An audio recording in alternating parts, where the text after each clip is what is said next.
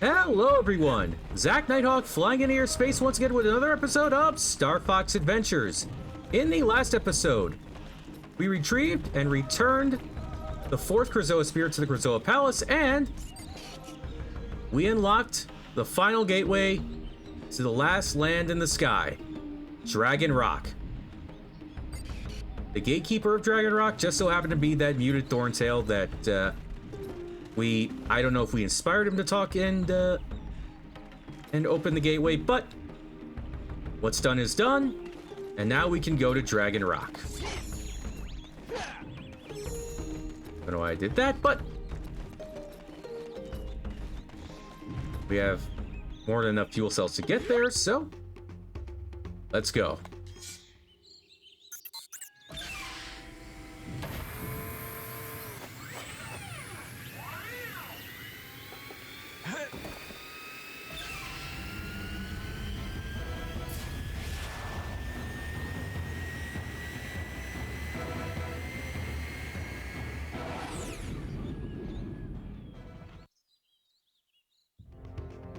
Dragon Rock is right here. This desert, demonic-looking, floating rock is where we need to go next. Let's get the briefing. General Scales has unleashed the full force of the planet's dark energy, mutating Dragon Rock into a desolate wasteland. He has captured a number of dinosaurs and is planning to change them into powerful killing machines. It's rumored that one such creature already exists. This final SpellStone will bring Dinosaur Planet back together. Let me out! Fly through 10 gold rings to open the gatekeeper's force field.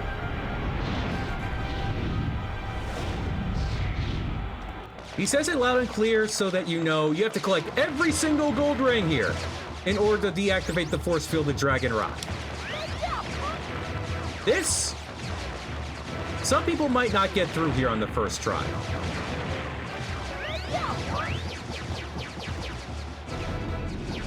There we go.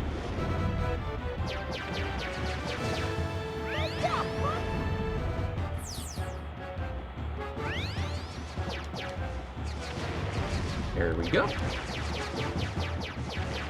Trying to focus on the high score and just collect all the gold rings that come across. Ooh. Nerves almost got the better of me there. Oh, a moving gold ring, uh-oh. Come on. Yeah! I think we're good. That last gold ring is just sitting there. And we're through. You did it, Fox! The force field is down! It's safe for you to land! Slippy out!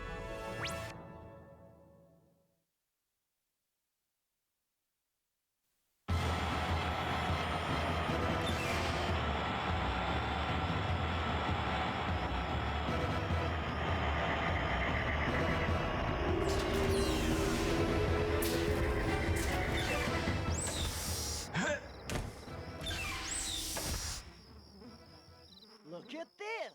So, if it hasn't been made clear already, Dragon Rock, this desert hellscape, is a gulag.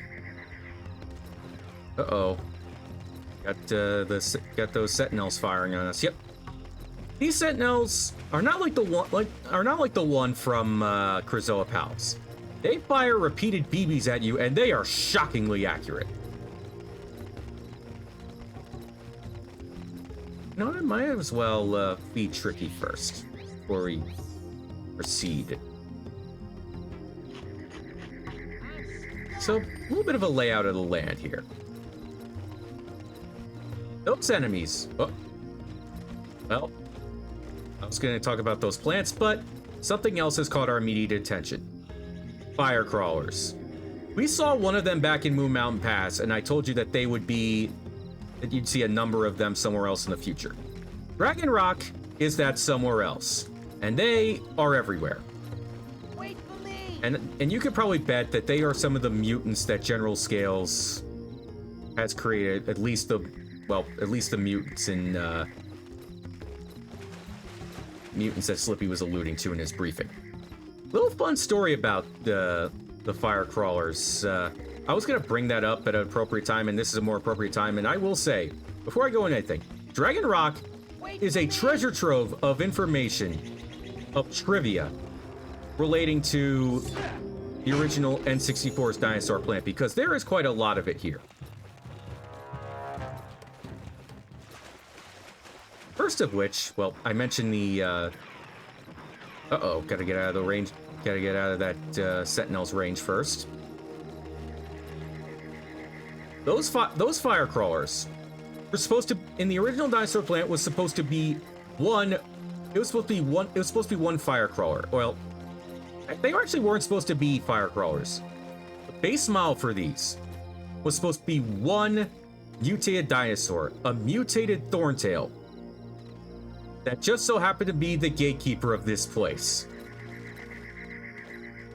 And another bit of trivia is you could listen to the music here.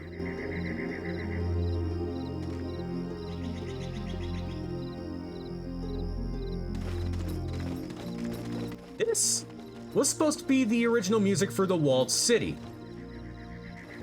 but it got replaced by, the music for walled city got replaced by the same music for Lightfoot Village. But I gotta admit, it is rather fitting here. That trivia out of the way. Oh, I also,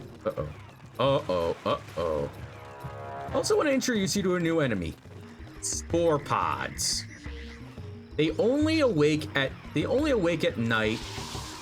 They only awake during the day, and they emit spores. They emit spores that fly at you in circles, and you cannot avoid them if you run straight. You have to run in circles to avoid those spores. Oh, see, there's a ladder up here, so I guess we'll climb it and avoid these flames simultaneously.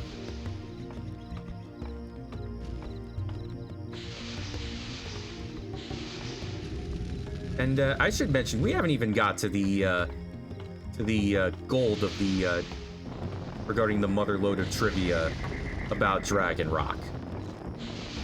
We'll have to wait till the end for that.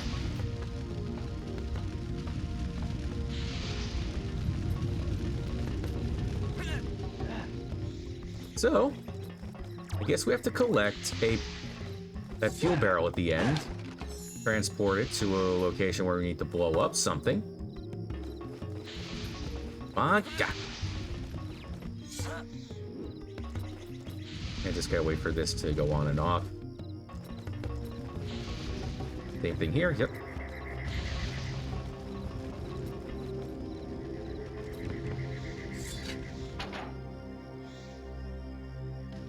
And now what we have to do, so that we can avoid this thing getting blown up by those jets, we step on this pad, which will allow the bomb to go through, carry over us unscathed. Hurry up, go to the next one.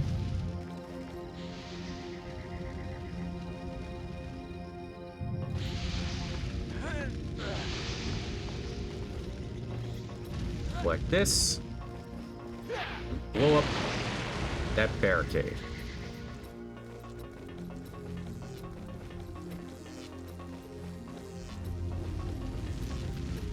Ooh, that looks like a high top. I told you there are only two high tops in this game. The one back in Cape Claw and the one below us down there. They weren't kidding when they said that there were not many members of that tribe left. Well, turning that switch seemed to unlock the enclosure with the Earthwalker in it, so let's get into the trivia about that. Oh, God. The Earthwalker in the beta version of this game was supposed to be a lot harder to get to, and a lot longer. He was supposed to be in a makeshift prison in an area that was somewhere around your Arwing. And you would have to go down there and save him from a horde of bugs And those bugs didn't make it into the final cut. And you would have to stampede with him outside, or out. You have to board him and run amok around Dragon Rock to complete the task you're about to be assigned. Let's talk to the Earthwalker and see what that task is. You have done well to find me, but there are others. Yeah, I know. Your Thorntail friend told me all about it. I am pleased to hear of his safety, but the High Top is not so fortunate. Together, we can free him. Oh, I'm not paid enough for this. Okay. What do we do? The High Top will be an easy target for the patrolling robots. With their shields, they are unstoppable. However, each one has a shield generator hidden somewhere nearby. If we can destroy these, the robots will be defenseless. So what do you expect me to use? This? Of course not. This. Now get on my back. Let's do some damage. Okay, so we have to destroy the shields protecting those sentinels that are firing at us. We can't, as he said, with those shields on, we can't hit them. We can't do any damage to them. But we can if we can destroy the shields.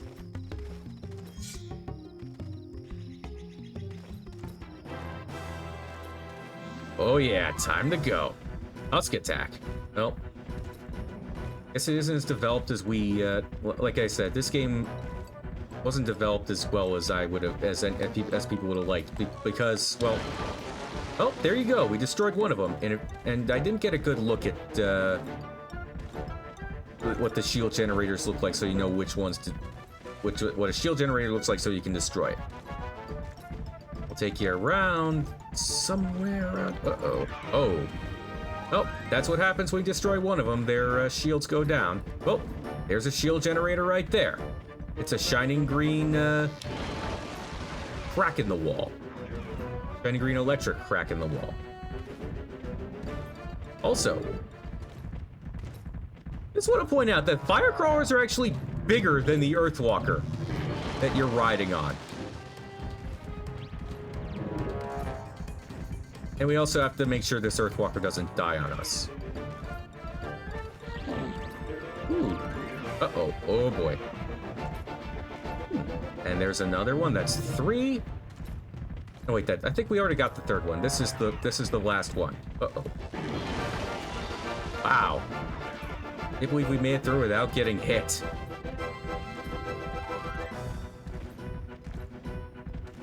Also, back on Fox's conversation with the Earthwalker saying he's not paid enough to do this. I really wish Fox was written better, because he's still motivated by money, and yet there is room enough for him in this game to not care enough about the money and maybe, you know, save Crystal. And maybe, I don't know, give a damn about Tricky and the rest of the dinosaurs and their plight against General Scales. Like I said, the rate of fire on that thing is pretty crazy. Just gotta wait for him to come out in the open. Yep. Sucker.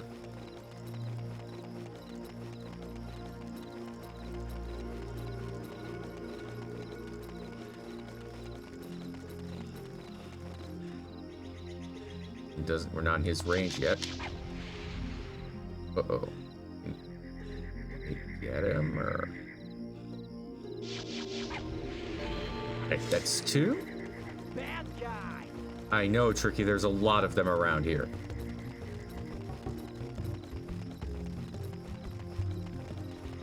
Even like I said, even the floor is mutated. Wait for me. You're wondering how that, one firecrawler got into Moon Mountain Pass? Me neither. Don't ask me, ask the developers if they can remember this. Because this game wasn't, well, as I've mentioned this 27 times over, this is the 20th anniversary of this game and released 20 years ago. Therefore released 20 years ago, sorry. We got one more left, and he's right over there. I'm gonna get a good vantage point so I can get this guy, this last robot, without tripping it. Oh, got him once.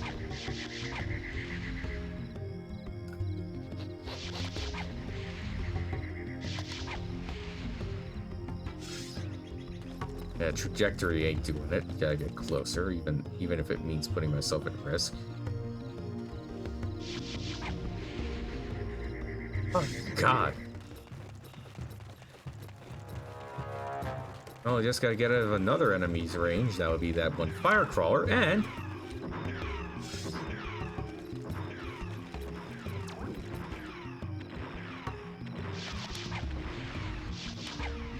God, wow.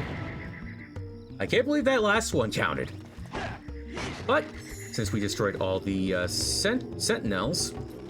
Sentries are the electric shock robots on Cloud Runner Fortress. We can now go through here and free the high top. If you thought freeing the Earthwalker was tough, this guy does not help whatsoever. In fact, he makes everything worse. Allow me to explain. He has 4 ropes that are binding him together. 3 electric ropes, and you have to deactivate them by hitting those fire blast switches. Problem is, I think after 10 seconds, they switch back from green to red. And what this guy does is he shakes the floor by doing this. And it causes everything to go haywire and makes everything a lot tougher to free him. Like I said, he's not helping. Well, high tops aren't the smartest of dinosaurs, scientifically speaking, too. I've tried to break these ropes, but they're too strong. Maybe you can help. Yeah, maybe you can help me by not moving. Allow me to explain.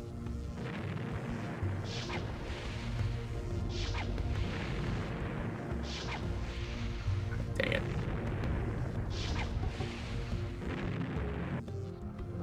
Like I said, those ropes regenerate after a certain amount of time.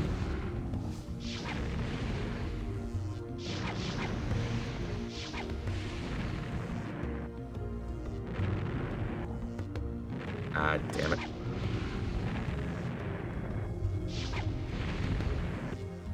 Ah, one rope respawned. Oh my god, stop.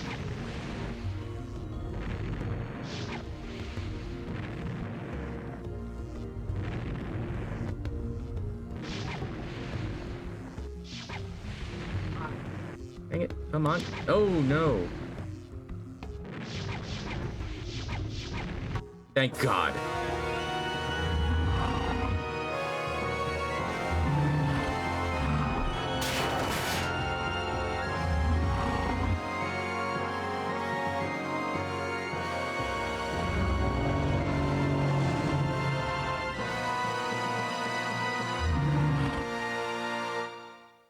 I guess we're ready to go. Go where? We're crossing the plain, and you're going to have to protect me.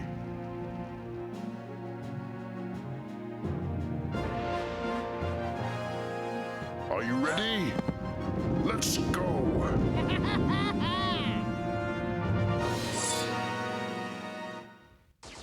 So what you have to do is destroy these missiles as they come towards you.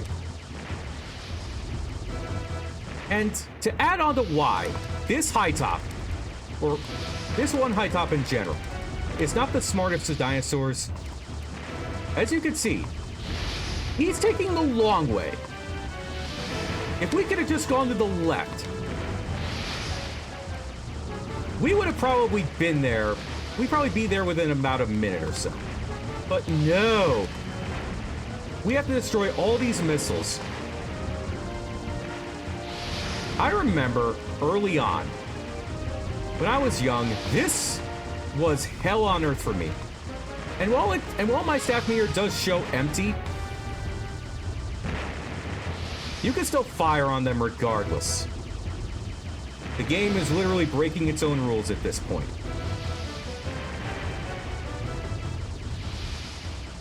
Oh, good news is we haven't been hit yet.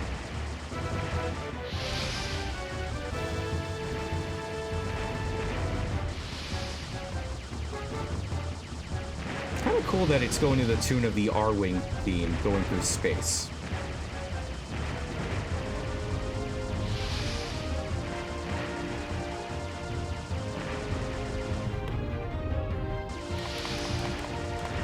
The more you go around, the more missiles will be thrown at you, or launched at you.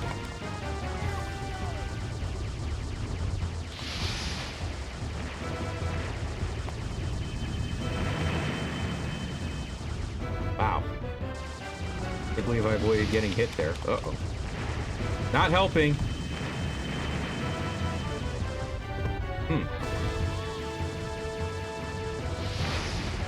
Ooh. That's a lot more.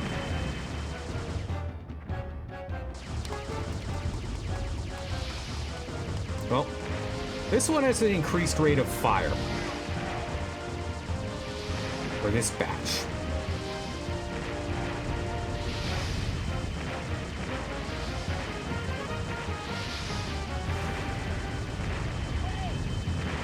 Tricky, shut up. Well, spoiler alert, this is the last one. That's what I was looking for.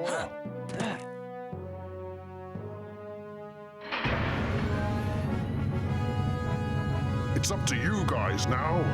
You'll figure it out. Like I said, we could have literally just gone to the left, and this would have taken a lot less time. And evidently, the High Top is not around for us to shame and cause him humiliation. And it doesn't stop with the High Top and the Earthwalker. There is one last dinosaur we have to save. He's a particularly special one at that. Uh-oh. That telltale voice is that of a Cloud Runner. All Cloud Runners sound like parrots, I guess. Yep, there he is. And he's surrounded by fire crawlers. And as you could imagine, whoa!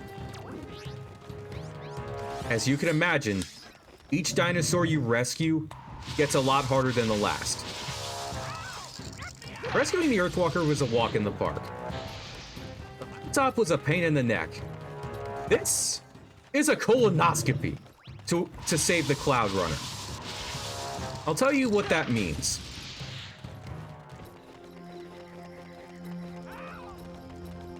This is a legit anal probe of a mission.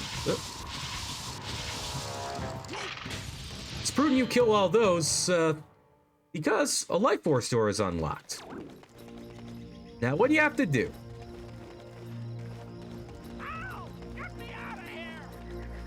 Hold on.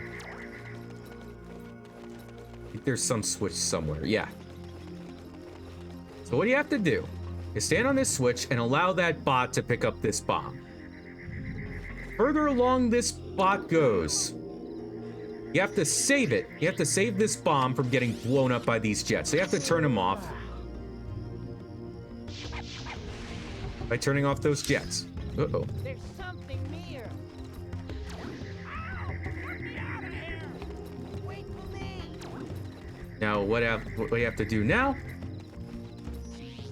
Stay. Hell tricky to stay on that pad. Hot. Basically, you have to shoot those a little bit more. You have to shoot these as the bomb carrier goes through in order to get the bomb to the other side. And you have to do it rather quickly because these things turn back on pretty fast.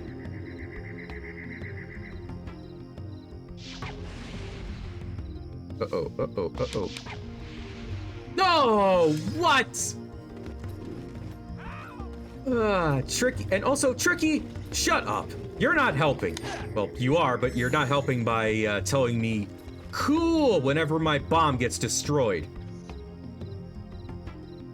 Dumb child. Get me out of here! Shoot. No. No!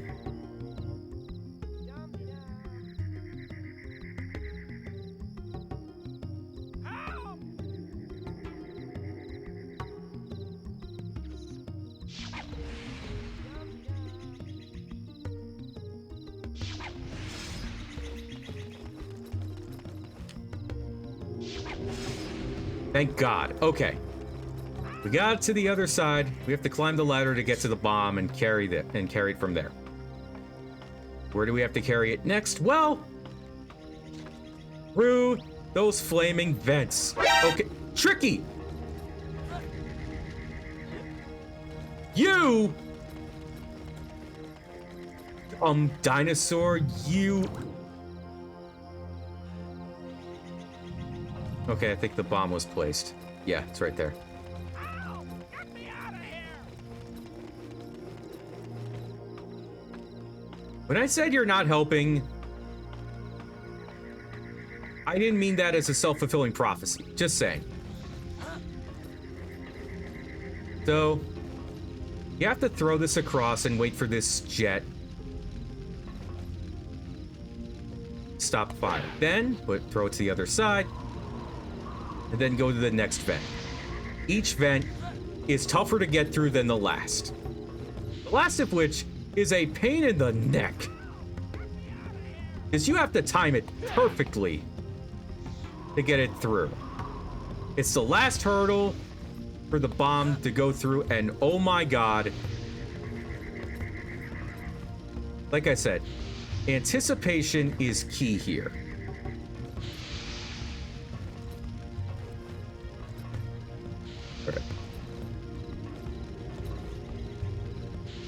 You have to wait.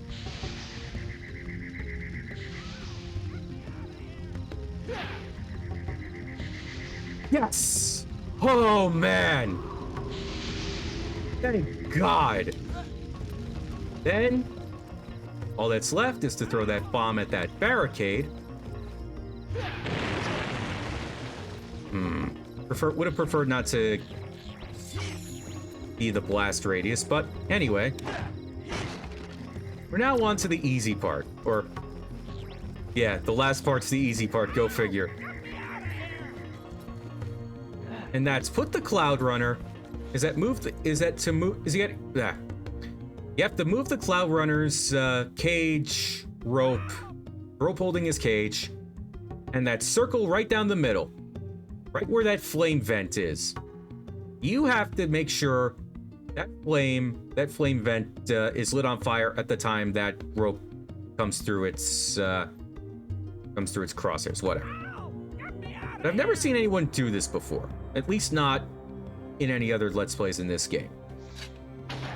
People usually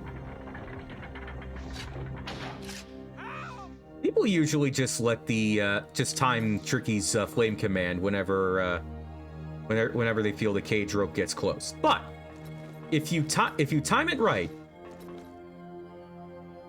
and stop the swinging rope right in the line of fire of that flame vent, you can burn that rope down no problem. So let's make use of you for once, Tricky, and ironically save a Cloud Runner, even though you and other Earthwalkers don't like them very much. Flame. Look out!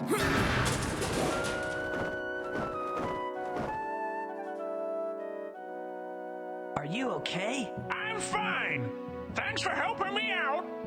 Hey, aren't you a friend of Crystal? How do you know Crystal? I helped her get onto General Scale's galleon. But after I left, I was captured by the shark claws, and I've been stuck here ever since. Why don't you climb aboard? I need to stretch my wings.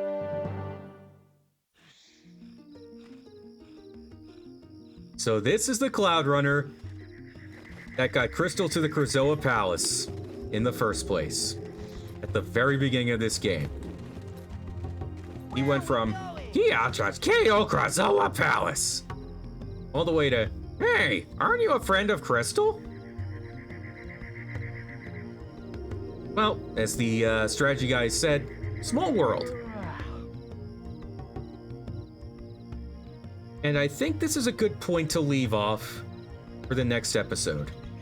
Next time on Star Fox Adventures, we fly on the Cloud Runner and attempt to get closer or close in on the final SpellStone. Zach Nighthawk, flying out.